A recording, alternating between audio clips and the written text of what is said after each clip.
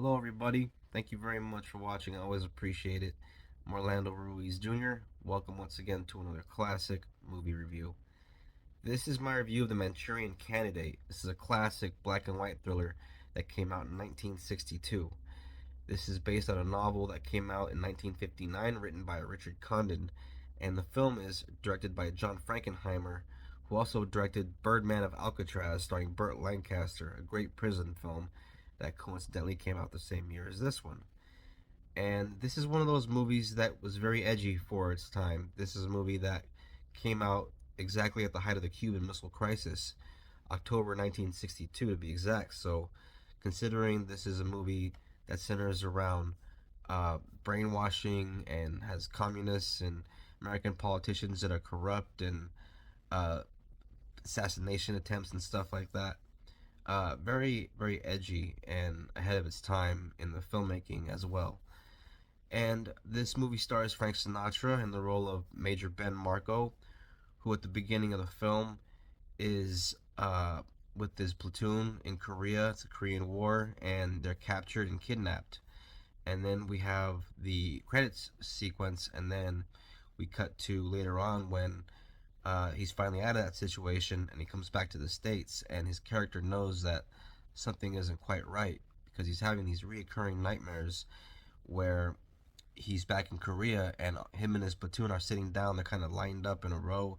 There's other people there, and then somebody gives an order to somebody else in the room, and they walk over to one of the people sitting there, one of their men in the platoon, and is strangled to death. And then Major Marco wakes up screaming from this nightmare. Co-starring in the film with Frank Sinatra is Lawrence Harvey as Raymond Shaw, who gives an excellent performance in this part. And Raymond Shaw is a soldier that, along with Frank Sinatra's character, was captured. James Gregory plays Senator John Iselin, and Angela Lansbury plays his wife, Eleanor Iselin, and she is downright evil in this movie. She is not the same lady from Bedknobs and Broomsticks. She is very much a scheming, conniving person who is very much controlling her son at her, well, the benefit of her husband. And her son really hates her and her husband. When he arrives after coming home from Korea, there's this big kind of to do, a lot of music and a bunch of people and photographers, all arranged by her. And, you know, she's pretty much doing it all for her husband, all for his political gain, and just masquerading as this woman that's really proud of her son and his accomplishments, although it's all just for uh, her husband to eventually get into the White House. And so she's very much the puppet master behind everything that goes on in this movie. To make things more interesting, there is a character, Senator Thomas Jordan, who has a daughter who goes by Josie, who falls in love with Raymond.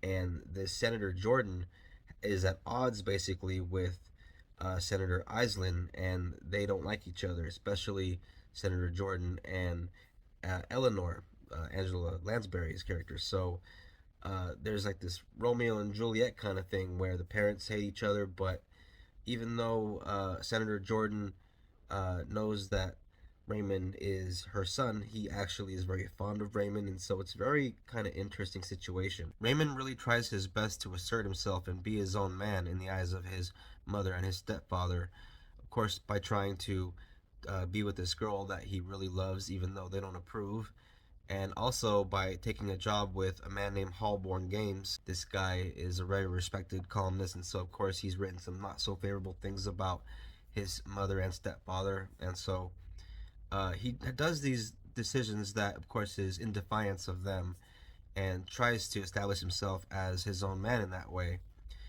But he unknowingly is always going to succumb to a trigger in the form of the Queen of Hearts. Whenever someone breaks out a deck of cards and he sees the Queen of Hearts, you know, they tell him to play solitaire. He starts playing solitaire, and something is automatically triggered that sets off the brainwash stuff that happened to him back in Korea, whatever they did to him to brainwash him. And he's basically like the perfect weapon. And he is basically going to kill somebody, whoever he's told to kill, and then forget about it immediately afterwards. And this guy is completely messed up, and it's a great performance by Lawrence Harvey, because there are times when he really feels like a confused man, like he doesn't know at all what's going on, and there are times when you know he knows exactly what's going on because he's supposed to know at that moment. But as soon as that switch is off and he isn't triggered anymore, this actor has the ability to switch back seamlessly, and that's really awesome acting.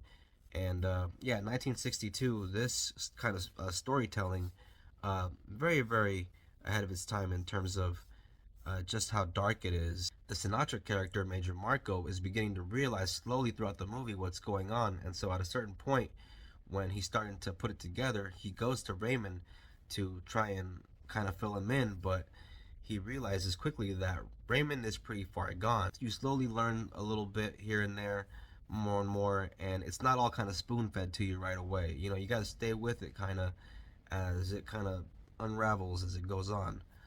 But there's a great fight scene thrown in there where there's a character who is from the past who was there in Korea who pops up later on in the movie, shows up, and he's kind of infiltrating Raymond's current life, and so he is played by Henry Silva in the movie. Henry Silva, I don't think was really Asian, but he's playing an Asian character. He's playing a Korean in the movie, and so yeah, those of you that remember Above the Law, he was one of the bad guys in that movie. But yeah, he's in this movie, and he has a fight scene with Frank Sinatra, who shows up at Raymond's place thinking that he's gonna see Raymond, and Henry Silva opens the door, and so Sinatra's character recognizes him from Korea and immediately just starts trying to fight this guy and whipping the crap out of him too. And while he's fighting, he's trying to interrogate him at the same time.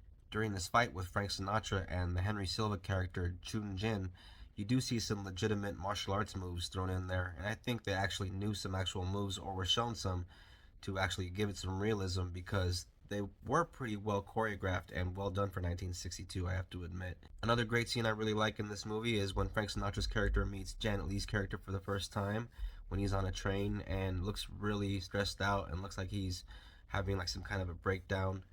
And just by meeting this character, the character of Eugenie Rose, calls herself Rose, I guess, it sort of calms him down and he kind of instantly falls for her then and there, and they have a nice little romance and some nice moments in the film. And I just like to see Janet Leigh on screen. I think she was a very pretty actress, and she was very talented. Because of the premise of this movie that involves a brainwashed soldier who can snap at any moment, this is a very suspenseful movie at times. It's very well made.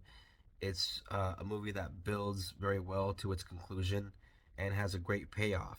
This is definitely a four-star film, and I know this is a movie that can be found on streaming. But like I'm always saying, hard copies are out there.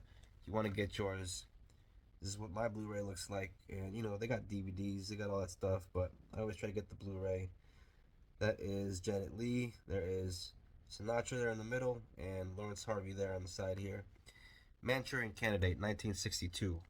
Thank you all very much for watching. If you're into classic movies, please go ahead and subscribe if you're into this kind of thing. And don't forget to share, comment, like, all that stuff. And look out for the next one. Thank you very much. Take care. Peace out.